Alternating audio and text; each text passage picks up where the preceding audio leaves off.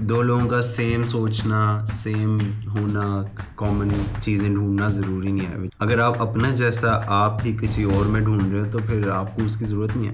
आपको लाइफ में एक डिफरेंट पर्सपेक्टिव जो आपको कंप्लीट करे उस जैसा कोई बंदा ढूंढना चाहिए, ताकि आप अपने ओपिनियन, अपना विजन उसके साथ काउंटर चेक कर सको। That's how you make right decision. बड़ा रैंडम सा माइंड में थॉट है, मैंने कहा क्यों ना आपके साथ शेयर करूं जो मैं फील कर रहा हूँ। ये बात थी जनरेशनल गैप की। मैं एक्चुअली अपने फादर के साथ बैठ के बात कर रहा था और मैंने नोट किया कि वो जो चीज़ें मेरे से एक्सपेक्ट कर रहे हैं वो टोटली डिफरेंट है जो कि एक्चुअली अब इस दुनिया में रिक्वायर्ड है। जो मेरे पेरेंट्स अपनी जवानी में एक्सपेक्ट करते थे या जो उनका लाइफ प्लान था वो मेरे लाइफ प्लान से किस तरह डिफरेंट है, और स्टेबिलिटी एक्सपेक्ट करते हैं, which is totally fine and reasonable कि उन्हें स्टेबिलिटी, उनका बेटा उनको चाहिए कि जो स्टेबल हो। लेकिन जो मेरा पर्सपेक्टिव था, स्टेबिलिटी तो है, मैं इस घर में रह रहा हूँ, तो मैं ढूंढ रहा था क्लैरिटी अपनी लाइफ में कि मैं असल में हूँ क्या या मैं करना क्या चाहता हूँ।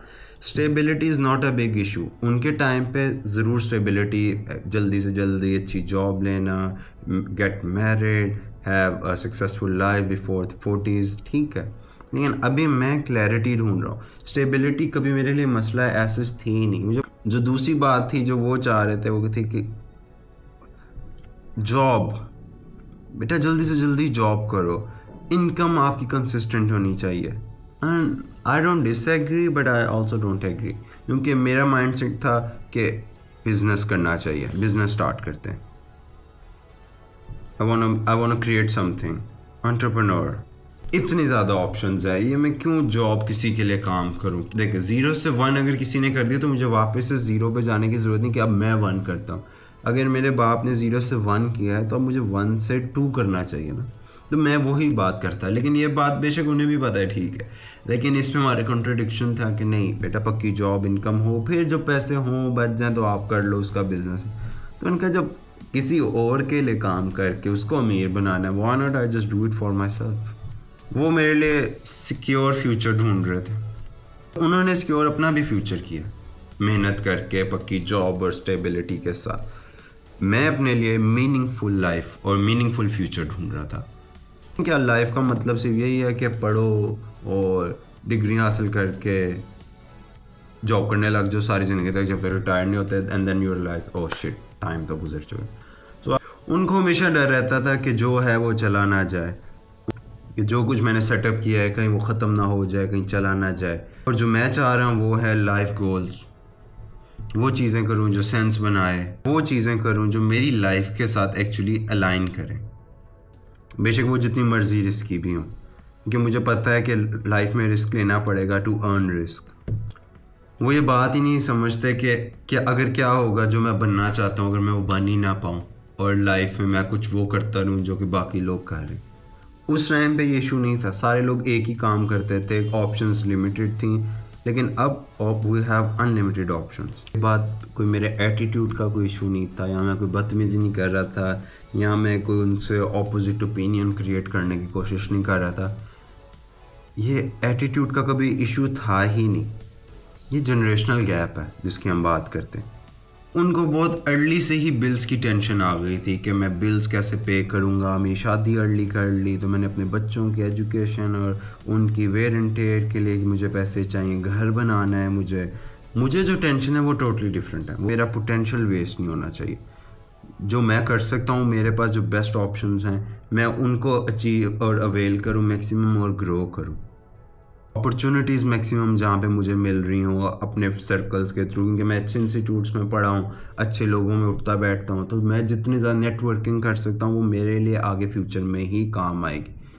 तो हम उस वर्ल्ड में रहते हैं जहाँ पे हर वक्त ही डिस्ट्रैक्शंस हैं और हमारे पास अनलिमिटेड रिसोर्सेज हैं अब इंफॉर्मेशन के। इतनी इन्फॉर्मेशन चाहिए भी नहीं कई दफ़ा होती है, और हमारे पास सोशल मीडिया पे एक बटन दबाते साथ ही ओवरफ्लो ऑफ इंफॉर्मेशन स्टार्ट हो जाता है। और ये अब हम उस दौर में रह रहे हैं जहाँ पे 10-10 साल के बच्चे एंटरप्रेन्योर बन रहे हैं, अपना बिजनेस सेटअप कर रहे हैं।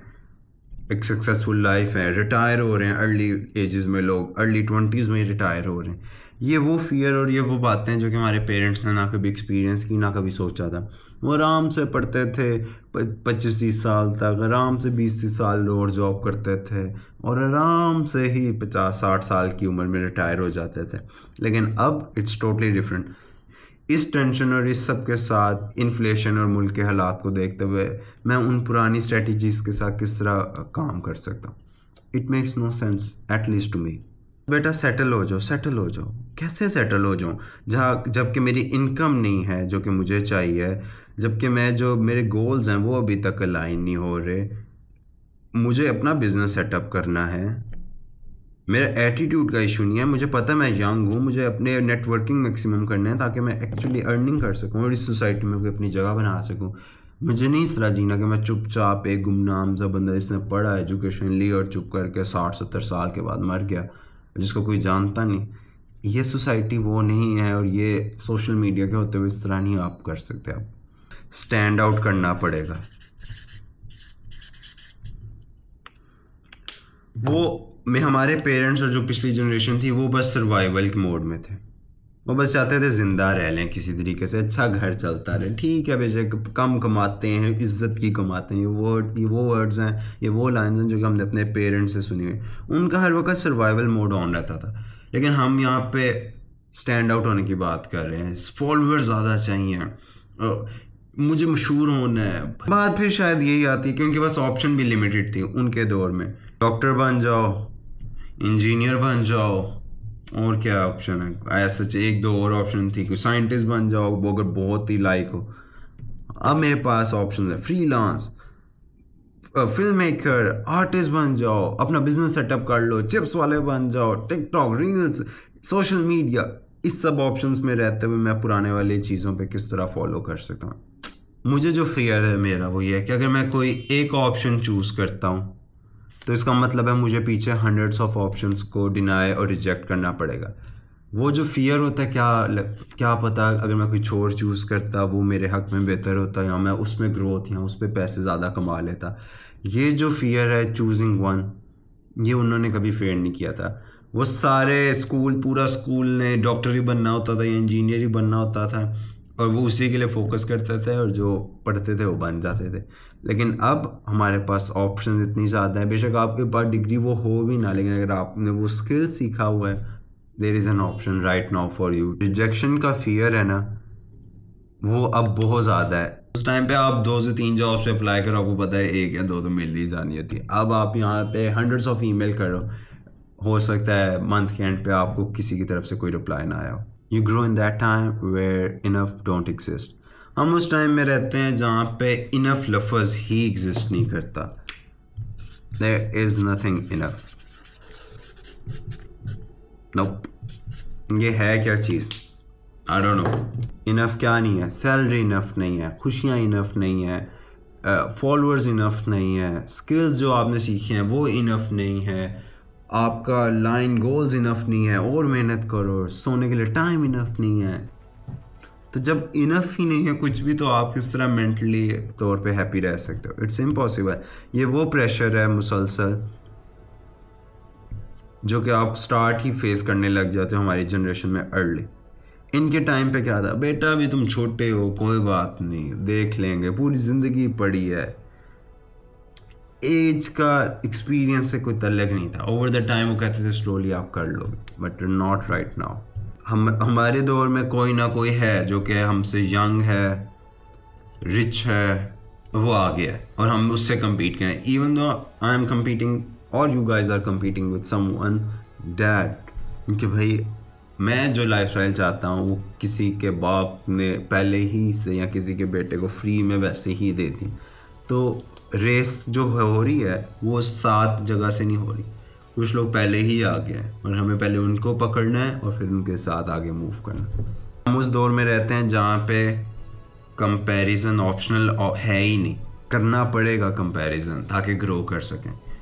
स्टैंडर्ड्स क्या सेट हो चुके हैं, पुरानी बातों पे बैठे रहोगे तो फिर ठीक है, फिर 20-30-40 हज़ार वाली नौकरियां करो। वो जो प्रेशर होगा उस टाइम पे, जब तब आपके पास ऑप्शन नहीं होगा क्योंकि आप बूढ़े भी हो चुके होगे, आपने लर्निंग का वो कैपेबिलिटी नहीं रहती, स्किल सेट नहीं रहता, तो जो भी टाइम है वो अभी ही है करने के लिए। और इसमें हमारी कोई गलती नहीं है, हम उस सिस्टम में ही पैदा हुए हैं जो कि हमसे इतनी रिक्वायर्ड करता है ये चीज़ें। ये जो चीज़ें मैंने बोली हैं ये कोई एक्सेप्शनल नहीं है, किसी बिलियनियर या मिलियनियर बनने के लिए नहीं है, ये सिस्टम की रिक्वायरमेंट है अब एक बेसिकली सर्वाइव करने के लिए। हम वो जनरेशन है जिसको बोला गया है कि आप सारा कुछ करो, do everything at once, successful भी हो, आपकी बॉडी भी फिट हो, सिक्स पैक्स हो, आप फाइनेंशियली भी स्टेबल हो, मैच्योर होना चाहिए, अर्ली एज में अच्छी जॉब होनी चाहिए, बेटा जल्दी जल्दी पढ़ लो फिर देख लेंगे। और ये सारा कुछ आपने कब करना है? बिफोर 30। अगर नहीं करते तो आप क्या हो? आप अनसक्सेसफुल हो, आप फेलियर हो, आप घर पे बाप के पैसों की रोटियां तोड़ रहे हैं, डैडी मैनी, ये सब वो बातें हैं जो कि आपको सुननी पड़ेंगी अगर आप ये नहीं करते 30 साल तक, which is a lot of pressure. अब ये बात हम हमारे पेरेंट्स को कौन समझाए? बट इन द एंड ये सारी बातें करके मैं आप लोगों को डिप्रेस नहीं करना चाहता या ये नहीं करना चाहता कि ये क्या कर रहे हो, ये तो बहुत मुश्किल है या इम्पॉसिबल है, आप नहीं कर सकते तो आप पहली फेलियर हो। At least you are trying and I am really proud of you. हम सब इसी रेस में हैं एंड आई बिलीव आप कर ही लोगे, सब कुछ फिगर आउट कर लोगे स्टेप बाय स्टेप। तो इसको एज अ होल नहीं लेके हमने चलना, हमने देखना है कि इंडिविजुअली इस टाइम पे मेरे लिए क्या बेहतर है या बेस्ट है और आप उस पर फोकस करें। And this is something that I really want to share. जो जनरेशनल गैप थी जिस पर मेरे और जो भी मेरे से थोड़े ओल्डर हैं एज में उनके साथ क्लैश होती थी, तो मैंने कहा कि क्यों ना इसको एक पेपर पे लिख के एक्चुअली ब्रेक डाउन किया जाए वेयर आई एम मिसिंग और कहाँ पे क्लैश है थॉट्स का, पर्सपेक्टिव का। So yeah, see you in the next video with some other topic. Till then, peace.